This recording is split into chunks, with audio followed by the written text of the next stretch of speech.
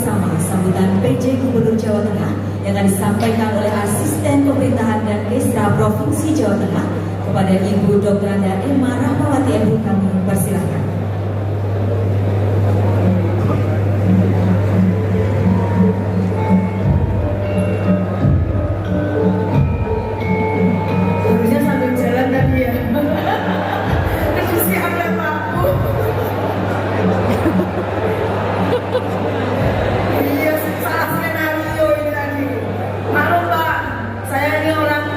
Banyumas asli, jadi kalau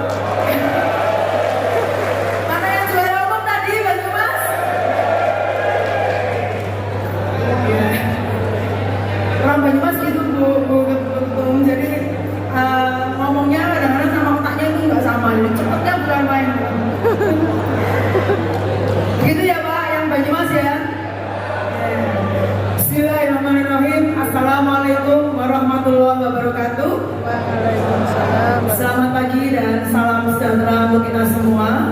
Yang terhormat Ibu Ketua Umum Pengurus Besar PGRI, Ibu Profesor Dr. Yunifah MPD, dan tentu Bu Yuni, Dr. Yuni Sukawati, Bupati Sragen, dan pengurus PGRI Provinsi Jawa Tengah, tentu bersama seluruh anggota dan seluruh guru-guru yang saya hormati, saya cintai, dan saya banggakan.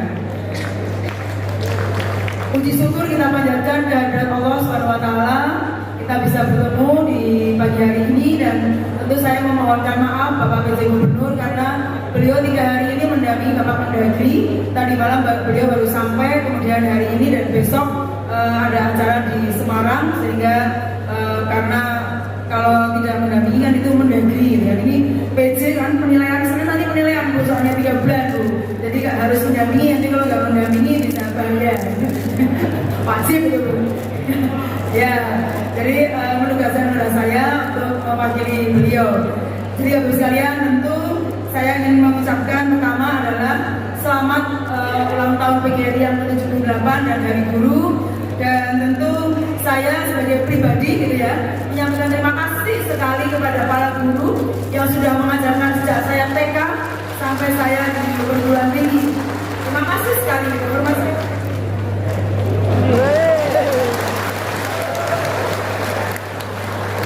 Karena tanpa guru, baca dulu Pak. Karena tanpa guru mungkin saya tidak bisa menjadi seperti ini. Dan alhamdulillah Bapak Ibu sekalian, saya sejak TK sampai dengan perguruan tinggi mendapatkan pembelajaran yang membuat saya memiliki pemikiran yang merdeka. Kayak tidak pernah ada yang melarang saya ngomong apapun, Bu. Gitu. Dilalah guru TK saya ibu saya sendiri gitu ya. Rektor TK. Jadi ibu saya sendiri, kemudian beliau juga nggak tahu pendidikan dari mana, tapi beliau itu memerdekakan saya. Jadi saya boleh berpendapat apa saja, boleh ngomong apa saja gitu ya, boleh protes apa saja, baik di rumah maupun di sekolah. Jadi tidak ada kata larangan, jangan gitu. Ibu saya itu enggak. Jadi mau menek pohon itu ya paling-paling dia nanti ya nanti jatuh, nggak pernah ada marah anak itu apa nggak boleh naik pohon, nggak ada. Sampai ayah saya begini, Bu, kok didik anak begitu. Jadi kalau misalnya saya dinakali oleh teman-teman laki-laki gitu ya Pak Ibsen, ibu saya lapor ke ibu saya mengatakan begini, wani lah, nek wani dilawan. Kenapa? Jadi setiap hari itu saya gelut terus sama laki-laki. Tapi setelah itu sampai ibu saya suruh minta maaf gitu ya, suruh bermaafan gitu. Ayah saya begini loh, Bu, didik anak itu apa yang spend dan wani kan begitu. Betul itu, jadi itu yang membuat saya sejak kecil memang punya berpikir merdeka. Kata ibu saya, yang boleh ditakuti hanya satu, Gusti Allah, yang lain tidak boleh ditakuti. Ya, tetapi harus dihormati dan dihargai gitu. Jadi nggak boleh ditakuti. Bahkan saya insya Allah gitu ya, menjadi pribadi yang kepada siapapun saya akan berani bicara. Naik ke SD juga saya mendapatkan pembelajaran yang juga merdeka. Saya paling suka itu belajar di hari Jumat dan Sabtu Pak, karena jalan-jalan ke sawah gitu ya, ke kebun, itu paling suka Pak. Itu kan kurikulum yang menurut saya memerdekakan kita. Mau nyepeda, lihat udang, karena saya di pantai dulu di Cilacap gitu ya, lihat udang, belajar tentang udang. Jadi belajar tentang udang itu nggak di kelas, tapi di tambak udangnya. Nah, ini yang sana merdeka. Kemudian yang saya sangat ingat, saya diajak pertama kali di Jawa Tengah waktu ada pemancar TV Pak di Banyumas itu di Kelompok. Tahu Kelompok ya? Nah, kita jalan-jalan kaki ke sana Pak, dan kemudian nggak bisa pulang, kesasar Pak. Jadi satu kelas kesasar semua itu di SMP itu sampai sore. Nah, kemudian di SMA alhamdulillah, apalagi waktu itu SMA Negeri 1 Purwokerto saya dipimpin oleh Pak almarhum, mungkin siapa ya, yang kepala sekolahnya itu nyentrik Pak. Itu alhamdulillah juga memiliki, meskipun agak galak gitu ya, tapi pikirannya juga merdeka. Dan saya ingat beliau itu orang yang melarang studi tour, tapi beliau membentuk kelompok-kelompok kecil yang namanya kelompok studi apa ya namanya, kita disuruh milih. Kalau saya milihnya kan biologi, jadi saya meneliti tentang lombok, berbagai macam lombok, vitamin C-nya seperti apa.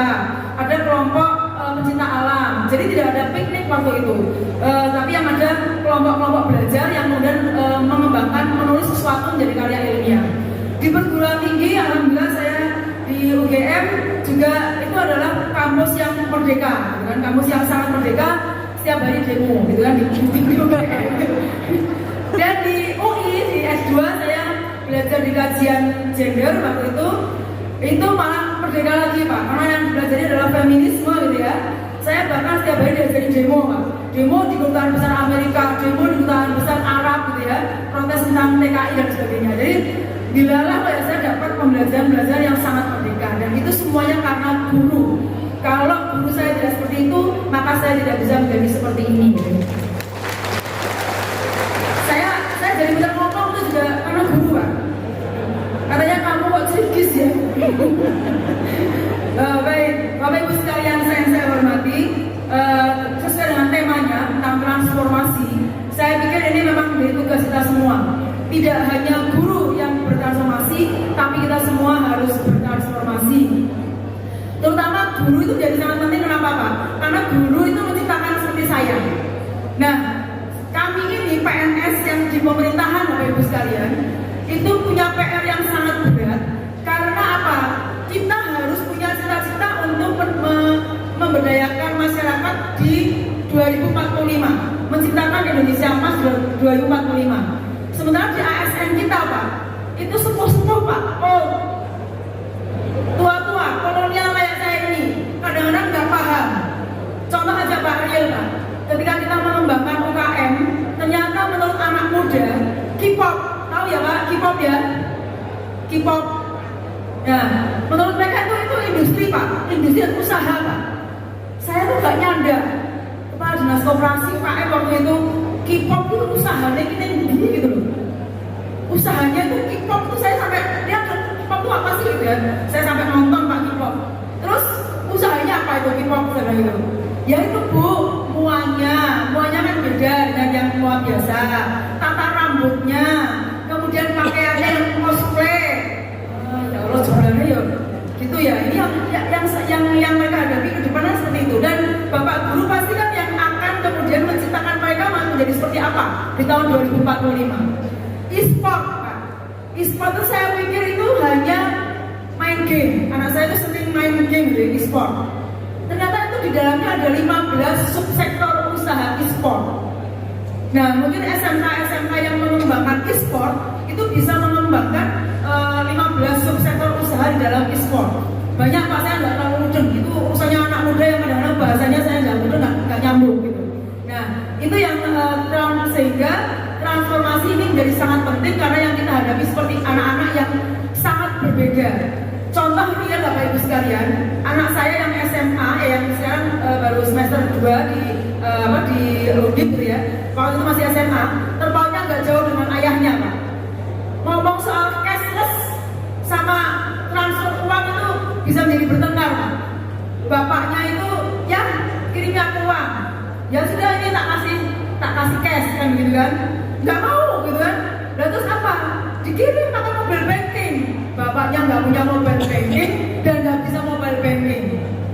Ya, anaknya disuruh bayar apa dulu? Pakai PAMU dulu. Ya tapi ini segala transfer. Bapaknya lama transfernya karena harus ke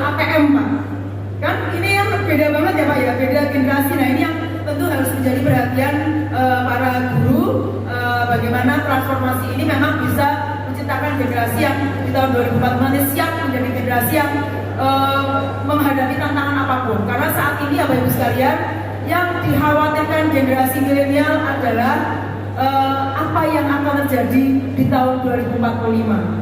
Sehingga menurut mereka kesehatan mental itu menjadi utama, Pak, prioritas bagi mereka supaya mereka kuat menghadapi persoalan itu. Nah, bagaimana kemudian guru ini mampu membimbing agar mereka secara mental juga siap menghadapi persoalan yang akan terjadi di tahun 2045 atau tahun-tahun yang mendatang.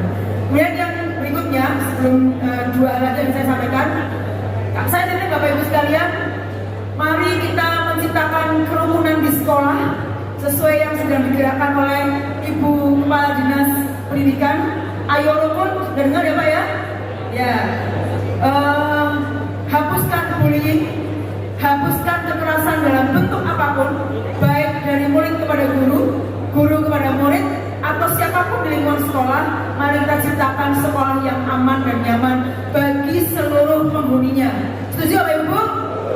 Ya, jadi tidak hanya kekerasan guru pada murid saja, tapi murid pada guru pun itu guru juga harus mendapatkan pelindungan. Karena juga anak-anak sekarang kadang-kadang sekarang gampang ya Bu, baru di gini-gini aja langsung lapor orang tua, langsung lapor polisi. Nah, ini yang mungkin juga kita perlu waspada.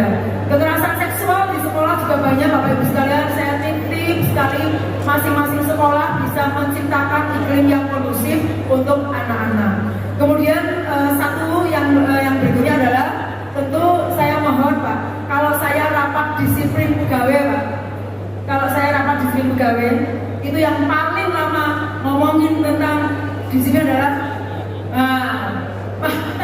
Mas Samsudin itu Pak, paling lama. Kalau yang dinas lain hanya 21 gitu ya. Kalau dinas pendidikan 16, 10, dan mohon maaf, hampir semuanya 90% adalah guru.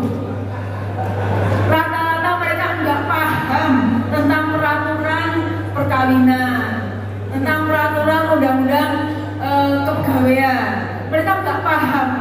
Jadi sebenarnya mereka kadang-kadang nggak sadar bahwa itu salah. Tapi karena nggak paham, akhirnya nggak melakukan kesalahan. Contoh Pak, misalnya perceraian, prosesnya sudah benar, tapi nggak dilaporkan Pak.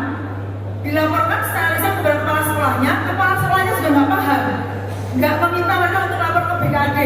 Akhirnya kan nggak tercatat. Nah, ini menjadi persoalan disiplin dan itu banyak terjadi.